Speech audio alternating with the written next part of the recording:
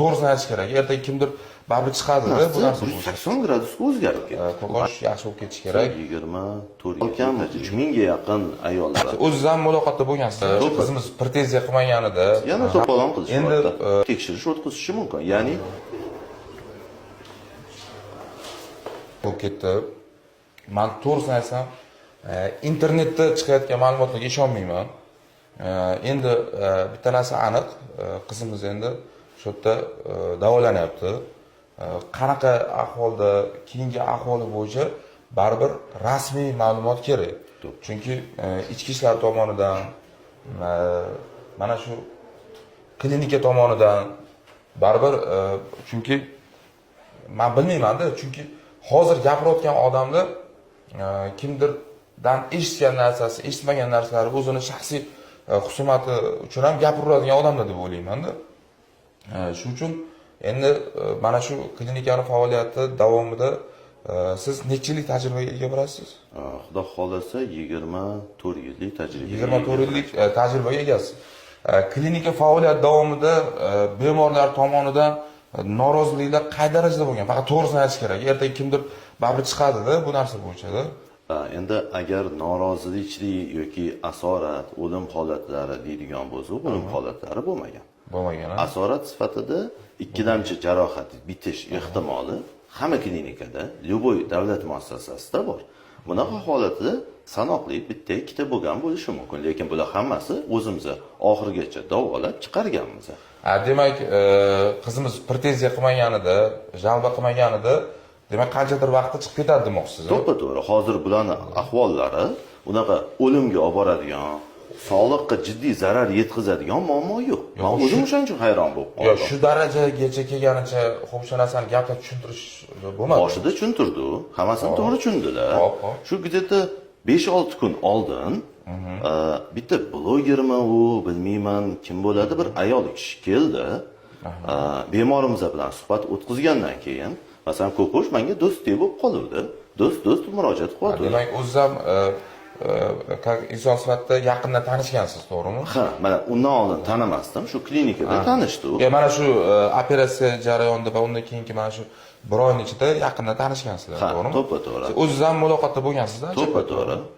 Bo'sh qoldim deguncha, har kuni emas, через день, через два kirib turardim oldilariga, xabar olib, qarab, aniq qilishga. O'sha ayol kelgandan keyin hamma narsa 180 gradusga o'zgarib ketdi. Men tushuna olmadim. Kimligini bilasizmi? Bir nima bo'ldi o'zi baribir bilish kerak-da. Bir narsa Aripova degandek qilishdi. Bilmayman anig'ini, otlarini bilmayman, men ko'pchilikni tanimayman. Keyin sal hozir men 5-6 kun ichida stressdaman, sal aniqman. Men bir narsaga tushunmaganim, bu yerda hozir hamma faqat bir tomonda fikrini eshityapti. Ikkinchi tomonni hech kim eshitayotgani yo'q. Birinchisi, ikkinchisi, balki bu ularning tilligusida hype deydimi yoki bir подписчик olish uchun qilinayotgan narsami, men o'zim hayron bo'lib qoldim. Endi mana biz ham mana shu PR ichida yuramiz, bilasiz.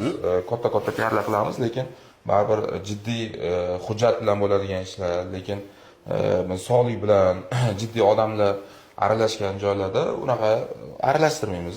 Menimcha bu yerda mana shu qizimiz atrofida aralashayotgan odamlar qay darajada bu narsani tushunib, ichiga kirib fikrini bildiryapti yoki janjal qilyapti yoki bilmay turib qolyaptimi? O'sha narsani chunki men to'g'risi 4-5 videolarni ko'rib qo'rqib ketdim, do'stlar. Men chunki yaqinda bilasizlar, bizning o'zimiz boshimizga tushdi shu vaziyat. Endi aniq, to'g'ri va to'liq nima deydi? Hamma vaziyatni ochiqlash kerak, chunki bu butun dunyo bo'yicha juda ham bir nima bo'lib ketdi-da, shov-shuv bo'lib ketdi.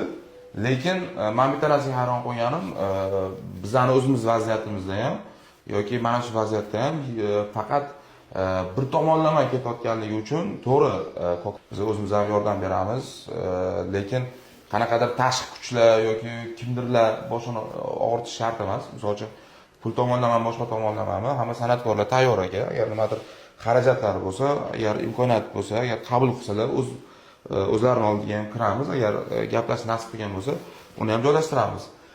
Endi demak, klinikani faoliyati davomida hali bir jiddiy kimdir yozuv chiziq qilib yoki qanaqadir shov-shuvli bir negativni nimadir bo'lmagan.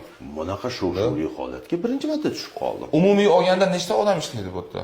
Xo'p, o'rtacha hisobda meditsina hamma xodimlarni hisobga oladigan bo'lsa, 30 dan oshiq.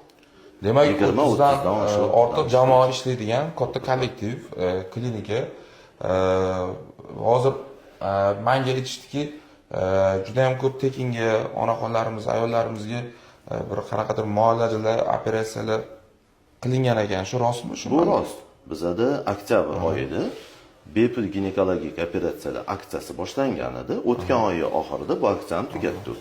Nima sababdan boshladi u buni? Chunki ginekologik operatsiyalar juda qimmat operatsiyalar hisoblanadi. Hammaning ham imkoniyati bo'lmaydi. Shu vaqt mobaynida salkam 3000 ga yaqin ayollarni biz ginekologik kasalliklarini bartaraf qilishga o'z hissamizni qo'shganmiz.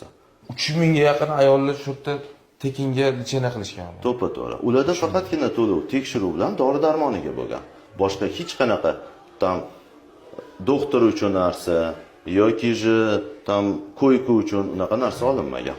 Endi Umid aka, buni biz to'g'ri aytsam, men o'zim Instagramga chiqaraman.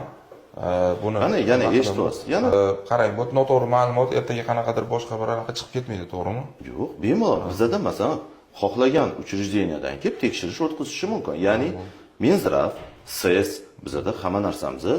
Demak do'stlar, bular tomonidan rasmiy ma'lumot kutamiz. Men xudo xolisa umid qilamanki, berilgan ma'lumotlar xato emas deb umid qilaman va hozir ham bitta shovqin bo'lyapti, chiqib bilamiz.